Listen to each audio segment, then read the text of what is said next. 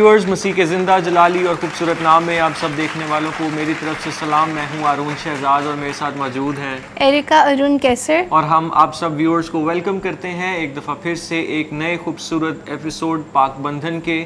और मेरा ईमान है कि आप सब जानते हैं कि इस शो में हम बहुत से खूबसूरत कपल्स को बुलाते हैं, क्रिश्चियन कपल्स को बुलाते हैं जिनके इस दवाजी सफ़र से हम बहुत सी खूबसूरत चीज़ें सीखते हैं और बिब्लिकल नॉलेज को हासिल करते हैं कि कैसे हम अपने इस दवाज के सफ़र को खूबसूरत और बेहतरीन बना सकते हैं। तो इसी तरह मैं आप सबको बताना चाहता हूँ कि आज इस शो में हमारे साथ एक खूबसूरत जोड़ा मौजूद है और बिना वक्त ज़ाया किए मैं चाहूँगा कि एरिका हमें उनसे इंट्रोड्यूस करवाएं। तो जी व्यूवर्स, पिछले एपिसोड की तरह आज भी हमारे पास एक बहुत खूबसूरत गेस्ट कपल मौजूद हैं। They have been married for 5 years और उनका ताल्लुक जो है एजुकेशन डिपार्टमेंट से है, पर वो साथ साथ खुदा की खिदमत भी कर रहे हैं और यूथ में काम कर रहे हैं। तो आए हम वेलकम करते हैं mister and missus Gauhar Ayub को।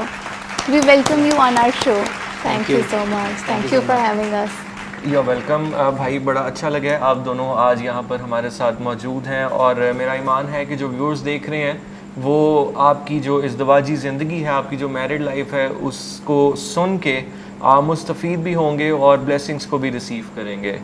तो हम जानना चाहते हैं, हमने अभी सुना कि 5 साल हो गए हैं आपको इज़दवाजी सफ़र में, तो ऐसी कौन सी चीज़ है जो आपको अभी तक जिसने यूनाइट रखा हुआ है?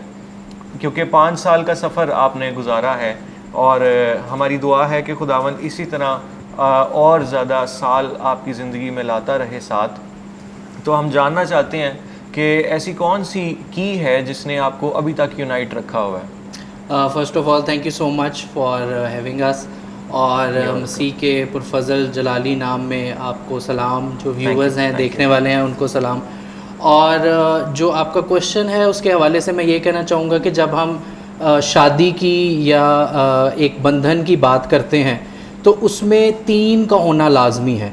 सो एक हस्बैंड है, एक वाइफ है और तीसरा जो है वो खुदावंद यसु मसीह है।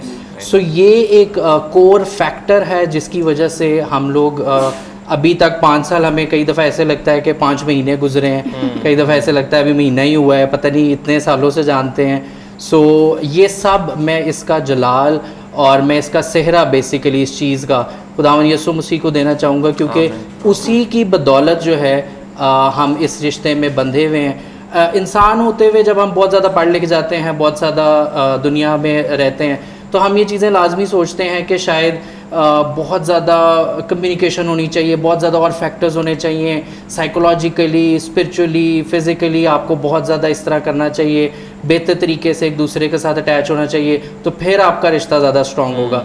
मगर हम दोनों अपने रिश्ते में अव्वलीन दर्जा जो है वो खुदावंद यीशु मसीह को देते हैं। That's very good.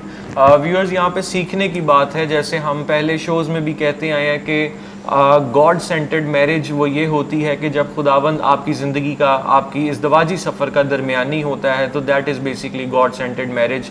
और यही अभी भाई ने बताया कि वो सारा अपनी जो 5 साल की जो उनकी इज़दवाजी सफ़र है उसका क्रेडिट वो यीशु मसीह को देते हैं, क्योंकि उन्होंने उनको प्रायोरिटी पे रखा हुआ है। भाई, बड़ी खूबसूरत बात आपने की है। मैं आपसे जानना चाहता हूँ कि एक गॉड सेंटर्ड मैरिज, अभी आपने बताया कि आपकी जो मैरिड लाइफ है उसमें 3 शख्सियात आपने बताई हैं कि आप, आपकी वाइफ और फिर मसीह का आपने उसमें ज़िक्र किया है। तो मसीह का दरमियानी होना कितना ज़रूरी है एक मैरिड इज़दवाजी सफ़र में? अगर मैं कलाम को कोट करूं तो उसमें लिखा है कि अगर खुदावंद ही घर ना बनाए तो बनाने वाले की मेहनत अबस है। Exactly, और अगर खुदावंद ही हिफाजत ना करे तो निगहबान का जागना जो है वो अबस है। सो बेसिकली खुदावंद हमें बार बार यही सिखाते हैं कि lean not on your own understanding और योर ओन वैल्यूज़ और your own things, but lean on Jesus Christ. So दुनियावी तौर पे जब हम देखते हैं कि बहुत ज़्यादा मुश्किलात आती हैं, परेशानियाँ आती हैं, ऐसे सर्कमस्टांसेस आते हैं जो आपने सोचे भी नहीं होते, ऐसी चीज़ें आ जाती हैं, ऐसे रिश्ते आ जाते हैं, ऐसी कोई प्रॉब्लम्स आ जाती हैं जो आपने नहीं सोची होती।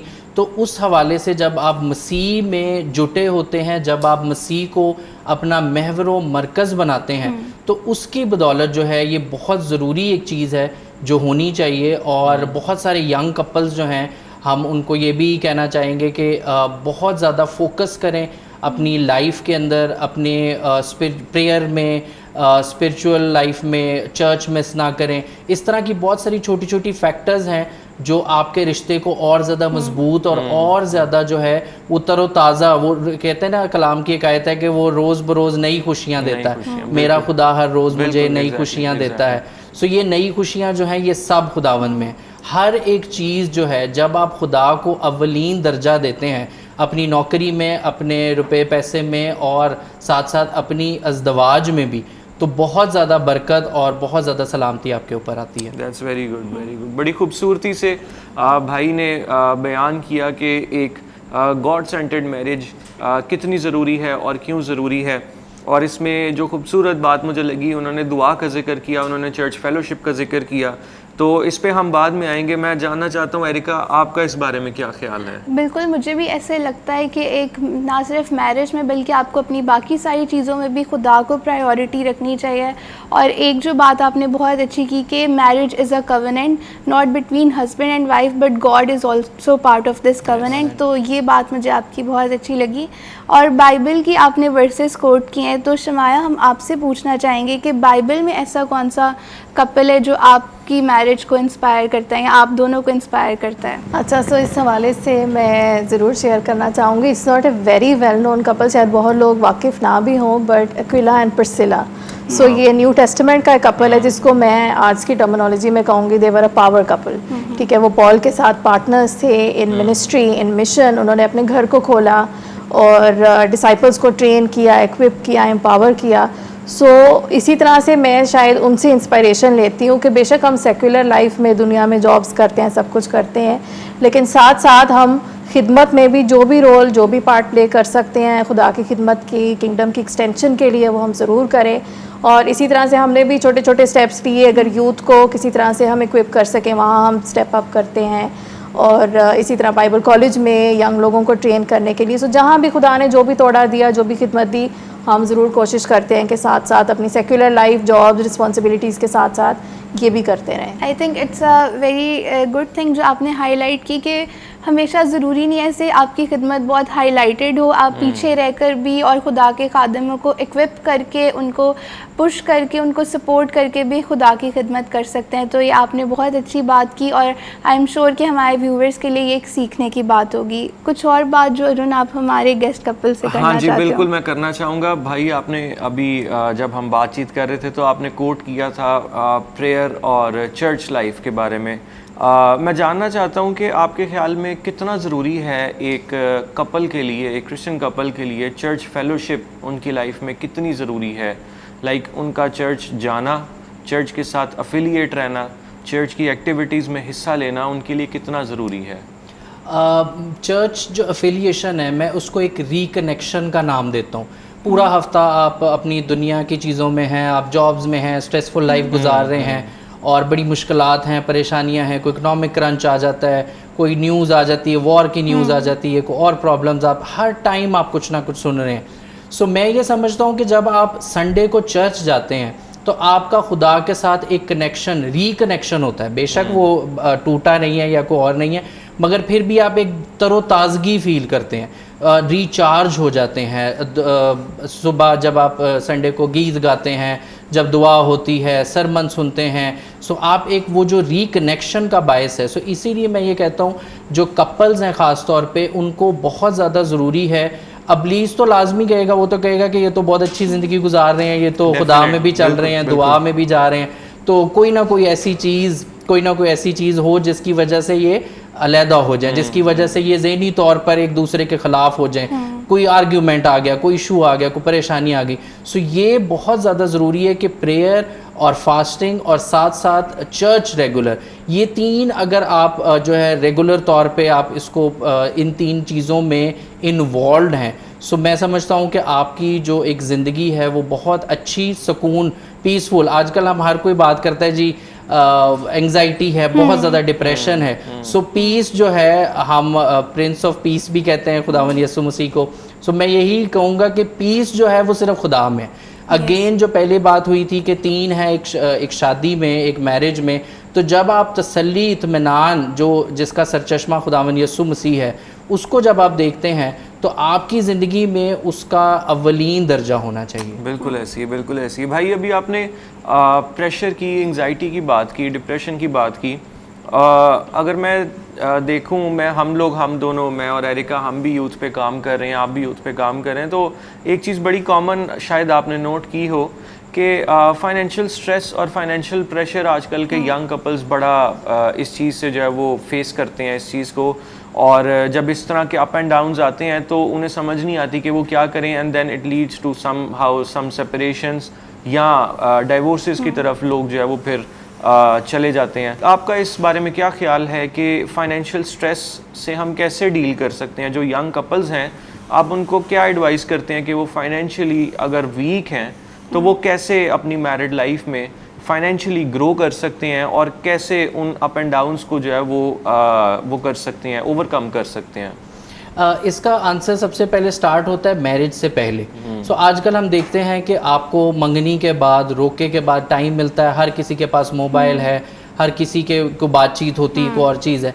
आई would suggest you that is suggest the young couple specially, that is the right time for you to discuss with the other person. आप बात करें कि जी ये मेरे गोल्स हैं, ये मेरे एम्बिशंस हैं, मैंने बाहर जाके मास्टर्स करना है, मैंने बाहर जाके PhD करनी है, मैंने घर बनाना है, मैंने गाड़ी लेनी है, मैं खुदा की राह में भी सर्व करना चाहता हूँ, मैं टाइथ रेगुलर देता हूँ। ये चीज़ें हैं, ये बातें हैं वो जो करने वाली हैं शादी से पहले। सो शादी से पहले जब आप कम्युनिकेट करते हैं, ओपन कम्युनिकेशन रखें।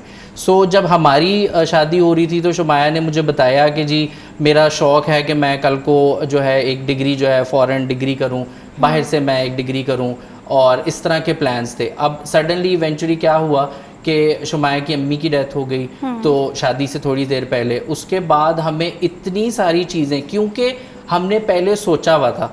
अब जब मैं अपनी बात करूं, मुझे बहुत शौक है कि हम शायद बाहर जाके सेटल हो जाएं या कुछ और, but again because we have discussed, because we have communicated properly, because we have thought about it, because we have discussed about it, that is the reason that we are at peace with each other. So आप automatically एक peace develop कर लेते हैं कि ये इस आदमी का या ये इस औरत का एक ऐसा point है जो उन्होंने मुझे पहले communicate किया हुआ था।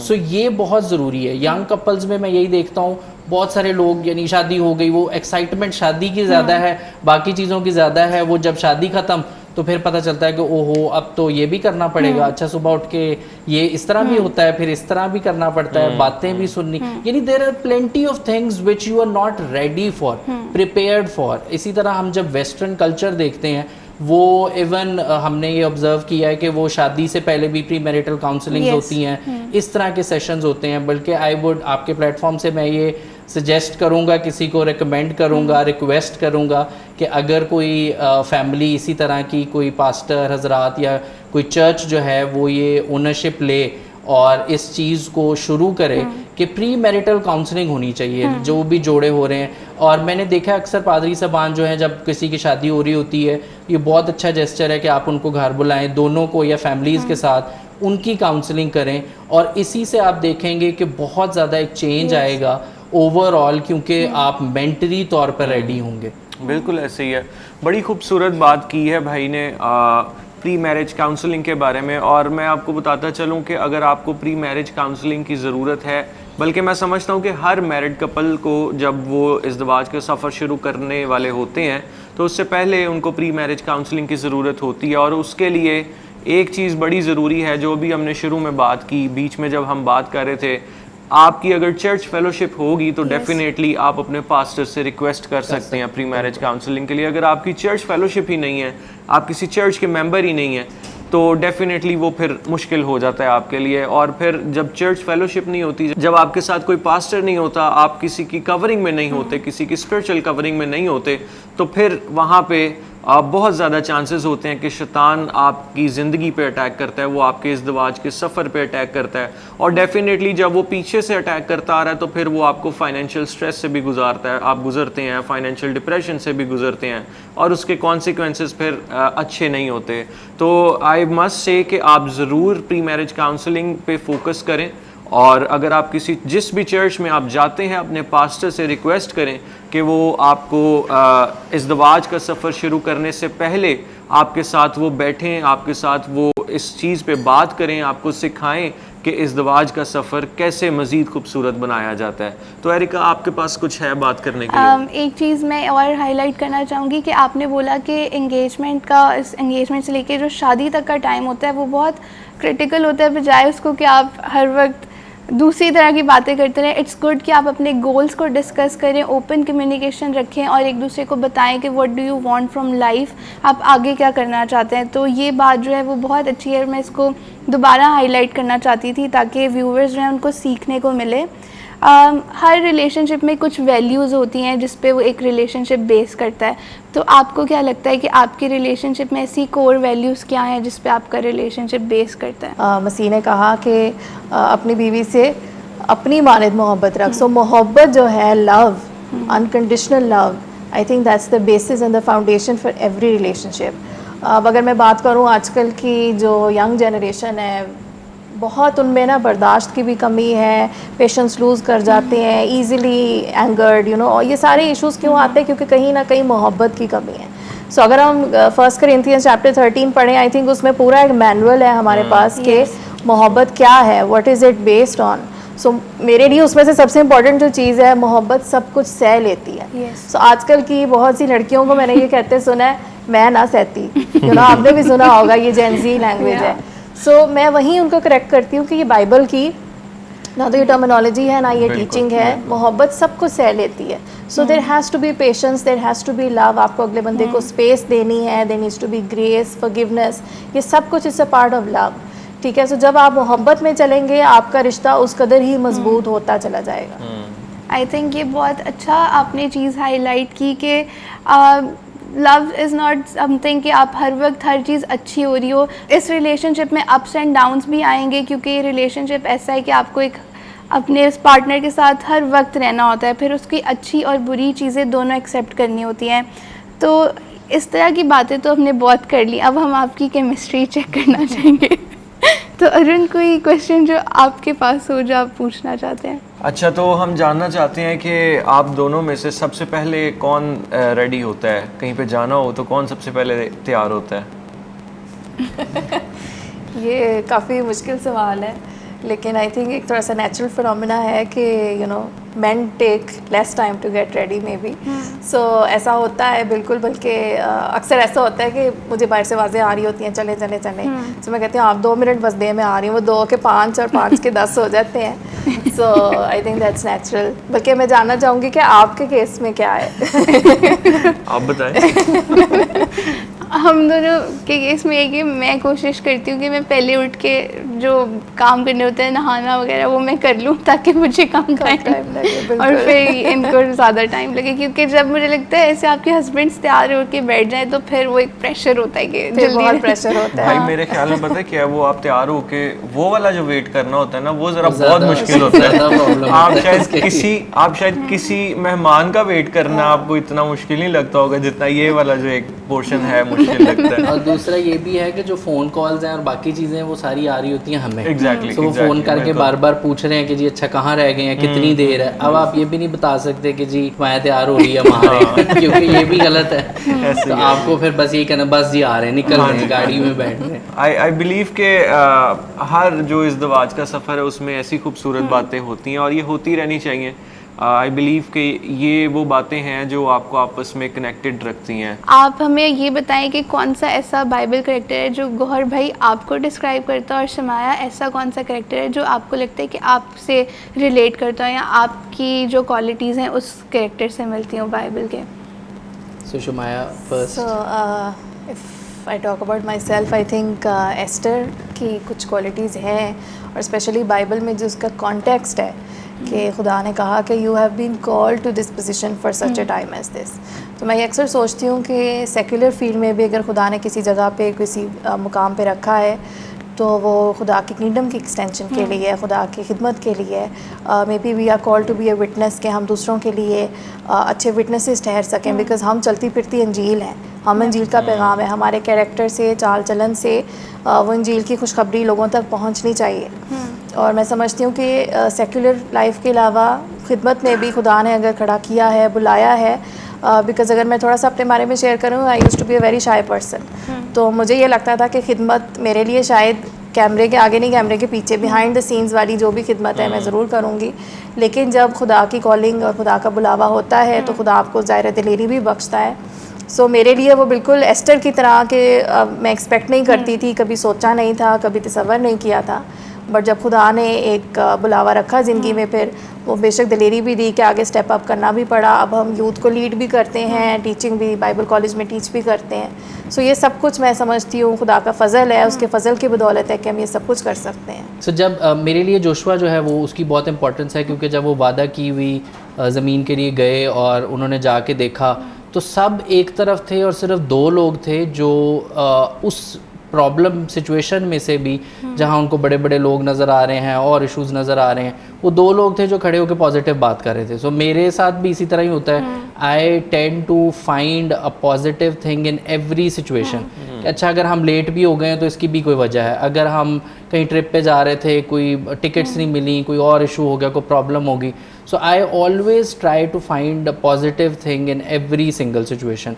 और दूसरा, रिलायंस ऑन गॉड, कि खुदा पे हर चीज़ में भरोसा रखना, हर चीज़ में, सुबह उठते भी, रात को भी।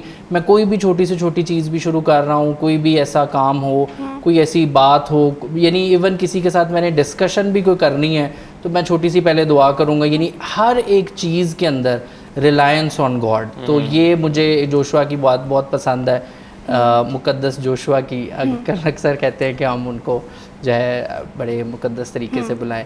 तो ये बहुत अच्छा है कि वो उनकी लाइफ से हमें ये सीखने को मिलता है कि आप जो है आपका टोटली सुबह उठते, रात को सोते वक्त, हर काम में जो है आप खुदा को देखें। भाई ये बड़ी खूबसूरत बात आपने की है कि आप खुदा पे रिलाई करते हैं हर चीज़ में। आई बिलीव कि आप जब ये बात कर रहे थे तो मुझे ऐसा लग रहा था जैसे आप मेरी बात कर रहे हैं, क्योंकि मैं एरिका को पता है छोटी से छोटी भी बात हो ना तो मेरा यही जवाब होता है कि कोई बात नहीं, खुदा के ऊपर छोड़ा, खुदा करेगा। तो हम लोग कहीं भी जा रहे हो, कुछ भी कर रहे हो, तो आई बिलीव कि वो खुदा की मर्ज़ी होती है। और मैं इतना रिलाई करता हूँ कि हर एक चीज़ जो मैंने करनी होती है ना, मैं वो खुदा का नाम लेके वो शुरू करता हूँ। तो आई बिलीव कि ये एक प्लस पॉइंट है आपकी लाइफ में। अगर आप खुदावन को तरजीह देते हैं, अगर आप पहला दर्जा खुदावन को देते हैं, आई बिलीव कि यही वो पहला दर्जा है जो आप खुदावन को दे सकते हैं अपनी लाइफ से। और मैं ये ऐड भी करना चाहूँगा कि जब हम आयतें पढ़ते हैं, कलाम पढ़ते हैं, उसको हम अपनी ज़िंदगी में इम्प्लीमेंट भी करें। यानी अगर आयत है कि खौफ ना खा और ना घबरा, मैं तेरे साथ हूँ, मैं हरदम तेरे साथ हूँ, या जब तू तूफ़ानों में से गुजरेगा, सैलाब में से गुजरेगा, तो हम लोग बस पढ़ लेते हैं और उसके ऊपर, हाँ जी बिल्कुल, उसके ऊपर इम्प्लीमेंट नहीं करते, हम उसको मेडिटेट नहीं करते। हम ये सोचते हैं कि बस ठीक है ये पढ़ लिया, हमारे साथ तो शायद ये नहीं हो सकता।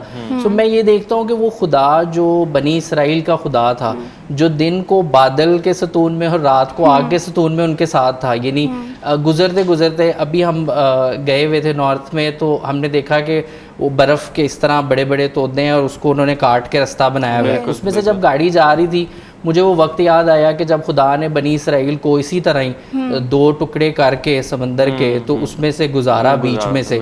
सो ये इस तरह की कनेक्टिविटी होनी चाहिए आपको कि आपको वो चीज़ें याद आएँ कि वही खुदा जो बनी इसराइल का था और जो मूसा का उस टाइम का खुदा है, वही आज भी हमारा खुदा है। सो हम उसको जो है उस तरह प्रैक्टिस ही नहीं कर पाते, इम्प्लीमेंट ही नहीं कर पाते चीज़ों को, और हम कहते हैं बस नहीं जी हमारे लिए तो मुश्किल है, नहीं ये इस तरह तो नहीं, आज के दौर में तो नहीं हो सकता इस तरह।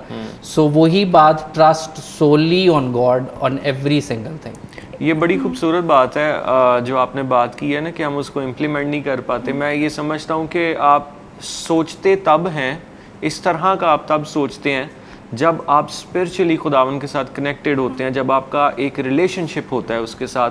तो जिसके साथ आपका रिलेशनशिप होता है ना, फिर आप समझें कि आपके दिमाग में ना वही घूम रहा होता है। तो जब आप स्पिरिचुअली कनेक्टेड होते हैं खुदा के साथ, आपका एक स्पिरिचुअल कनेक्शन होता है, स्पिरिचुअल रिलेशनशिप होता है खुदावन के साथ, तो फिर आप इस तरह की सोच जो है वो रख सकते हैं।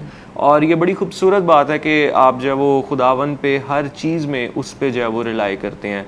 तो भाई हमारे पास टाइम बहुत शॉर्ट है, और जल्दी से मैं चाहता हूँ अगर आप हमारे यंग कपल्स को कोई मैसेज देना चाहें तो आप ज़रूर दे सकते हैं। सो शुमाया अगर कुछ कहना चाहे उसके बाद I add. So young couples के लिए मैं ज़रूर कहना चाहूँगी, जो मेरी एडवाइस है, 3 बातें मैं कहना चाहूँगी। So the first thing is कि एक बिब्लिकल प्रिंसिपल है जो मैंने अपने पेरेंट्स की लाइफ में देखा और उनसे सीखा, और वो है, बाइबल की आयत है कि सूरज डूबने से पहले तुम्हारी खफकी जाती रहे। सो जब भी आपकी कोई लाइफ में बेशक उतार चढ़ाव आते हैं, ज़िंदगी का हिस्सा है, डिसएग्रीमेंट्स हो सकते हैं, बहुत कुछ हो सकता है, सो कोशिश करें उसी दिन उसको रिजॉल्व करें, उसी दिन उस चीज़ को ओवरकम करें, उसको लिंगर ऑन ना होने दें, उसको ड्रैग ना होने दें, क्योंकि फिर आप एक, जिस तरह कहते हैं ना, नेगेटिव, एक बात से बात जुड़ती जाती है, कड़ी से कड़ी जुड़ती जाती है, और वो इवेंचुअली कोई चीज़ बहुत बड़ी बन जाती है, बड़ा पहाड़ बन जाता है। सो कोशिश करें उसको उसी दिन रिजॉल्व करें, दुआ करें उस चीज़ को उसी टाइम ओवरकम कर लें। Second cheese, I think communication is very important, क्योंकि 90% आपकी मिसअंडरस्टैंडिंग्स और मिसकंसेप्शंस होते हैं लैक ऑफ कम्युनिकेशन की वजह से। सो अगर आप ओपन कम्युनिकेशन रखेंगे तो आई थिंक आपके बहुत से इश्यूज़ जो हैं वो वैसे ही रिजॉल्व हो जाएंगे। और तीसरी चीज़ जो मैं कहना चाहती हूँ practically for both partners, husbands के लिए भी, वाइफ्स के लिए भी, कि अपने आप को थोड़ा सा फ्लेक्सिबल रखें। शादी एक जर्नी है जहाँ दोनों बिल्कुल फ़र्क एक्सपीरियंसेस लेके आ रहे हैं, बड़ी फ़र्क बैकग्राउंड से आ रहे हो सकते हैं, बिल्कुल फ़र्क तरबियत भी हो सकती है, वैल्यूज़ डिफरेंट हो सकती हैं, बहुत कुछ डिफरेंट हो सकता है। सो ट्राई टू एडजस्ट एक दूसरे की फैमिलीज़ के साथ, keep an open heart, be accepting, एक दूसरे को एक्सेप्ट करें। कोई फ्लॉज भी हैं, कोई परफेक्ट नहीं हो सकता, सो फ्लॉज हो सकते हैं, इम्परफेक्शंस हो सकते हैं, एक दूसरे को एक्सेप्ट करें और कोशिश करें कि जितना भी आप एक दूसरे के साथ यूनिटी में, हार्मनी में चल सकते हैं, उतनी ही आपकी शादीशुदा ज़िंदगी जो है वो बाबरकत ठहरेगी, आपके लिए भी और दूसरों के लिए भी। उनके लिए मैं ये कहना चाहूँगा कि मेक श्योर कि आप जो दुनियावी मोहब्बत है उसके अलावा जो कलाम की मोहब्बत है, जो मसीह की मोहब्बत है, वो भी अपने अंदर रखें। अगेन जैसे शुमाया ने कहा कि लव कवर्स एवरीथिंग, बहुत सारी चीज़ें हैं। सो यही होता है कि जी आप ये भी बर्दाश्त करें, ये भी बर्दाश्त करें, ये भी बर्दाश्त करें। सो ये बहुत ज़्यादा आप अगर दुआ में और आप इन सारे प्रॉब्लम्स को अच्छे तरीके से दोनों मियाँ बीवी मिल के बैठ के डिस्कस करते हैं, साथ उसके दुआ भी करते हैं, रिलाय करते हैं दुआ के ऊपर भी, तो फिर ही आप कामिल और बेहतरीन ज़िंदगी गुजारते हैं। हम अक्सर यही चीज़ें देखते हैं कि बहुत ज़्यादा जी प्यार था, मोहब्बत थी, शादी हुई, 1 साल गुजरा, 2 साल गुजरा, कोई इशू आ गया, कोई परेशानी आ गई, उसके बाद वही बात कि जी मुश्किल हो रहा है, मुश्किल हो रहा है, बहुत मुश्किल है, इस तरह भी कर दिया फिर भी प्रॉब्लम है, इस कोई चेंज सिचुएशंस कर दी हैं फिर भी प्रॉब्लम है। सो अगेन वो आप खुदा को आहिस्ता आहिस्ता पीछे छोड़ते जाते हैं। बिल्कुल। सो जब आप खुदा को ही अपना महवर मरकज़ बनाएंगे, जब आप खुदा पे ही रिलाय करेंगे, आप अपने सेल्फ को जो मारना है ना, ये बहुत ज़रूरी है कि आप कहें जी मैं कुछ नहीं हूँ, मुझे नहीं पता कि ये सही भी है या नहीं है, या मैं किस तरह कर रहा हूँ या किस तरह कर रही हूँ। सो आप यही रिलाय करें कि खुदा तू हमारी मददगार, तू ही हमारे जो रिश्ता है उसको मजबूत कर और उसके साथ हो। तो जी व्यूवर्स, हम जैसा कि आज उन्होंने बहुत अच्छी अच्छी बातें की, तो मेरा और अरुण का ईमान है कि आपको बहुत कुछ सीखने को मिला होगा। और एक चीज़ जो इन्होंने अच्छी हाईलाइट की कि अगर आपके रिलेशनशिप में कोई डिसएग्रीमेंट्स हैं तो उनको मज़ीद लंबा मत करें, क्योंकि इससे नेगेटिविटी आपके रिलेशनशिप का हिस्सा बनती है। तो आप नेगेटिविटी को अपने रिलेशनशिप का हिस्सा मत बनाएं, एक दूसरे के साथ कम्युनिकेट करें और अपनी इस दवाजी ज़िंदगी में खुदा को प्रायोरिटाइज़ करें। तो इसी के साथ मैं और अरुण आपसे इजाज़त चाहेंगे, मिलेंगे नेक्स्ट एपिसोड में एक और खूबसूरत कपल के साथ। देखते रहिए पाक बंधन ओनली ऑन JCTV।